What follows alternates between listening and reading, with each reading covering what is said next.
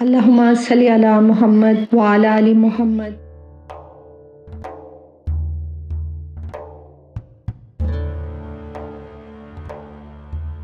یہ مدینہ منورہ کا وہ دور ہے جب نبی کریم صلی اللہ علیہ وآلہ وسلم کی سب سے پیاری بیٹی حضرت فاطمہ زہرا رضی اللہ تعالیٰ عنہا جوان ہو چکی تھیں۔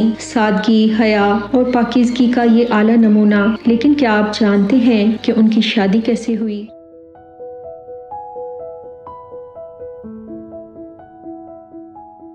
حضرت علی رضی اللہ تعالیٰ عنہ ایک دن شرماتے ہوئے نبی کریم صلی اللہ علیہ وآلہ وسلم کے پاس آئے اور بولے، یا رسول اللہ، میں فاطمہ کا رشتہ چاہتا ہوں۔ نبی کریم صلی اللہ علیہ وآلہ وسلم مسکرا دیے اور بولے، علی، تمہارے پاس مہر کے لیے کیا ہے؟ حضرت علی رضی اللہ تعالیٰ عنہ نے سر جھکا کر کہا، میرے پاس صرف ایک ذرہ ہے جو جنگوں میں استعمال کرتا رہا ہوں۔ نبی پاک صلی اللہ علیہ وآلہ وسلم نے کہا، علی، جاؤ اسے فروخت کرو اور جو رقم ملے وہی حضرت فاطمہ رضی اللہ تعالیٰ عنہ کا حق مہر ہوگا۔ یہی وہ وقت تھا جب جبرائیل علیہ السلام آسمان سے اترے اور نبی پاک صلی اللہ علیہ وآلہ وسلم کو اللہ تعالیٰ کا پیغام پہنچایا کہ یا رسول اللہ، یہ نکاح آسمانوں میں بھی لکھ دیا گیا ہے۔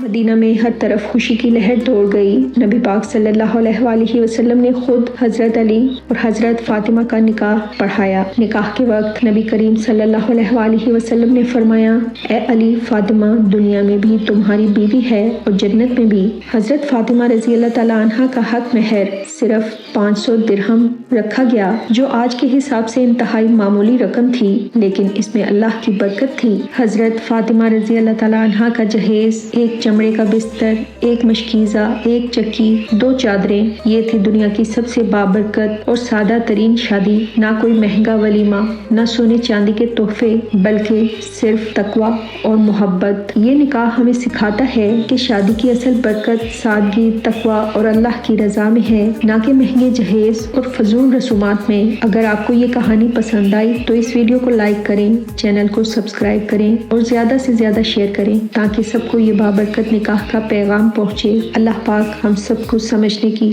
توفیق عطا فرمائے، آمین۔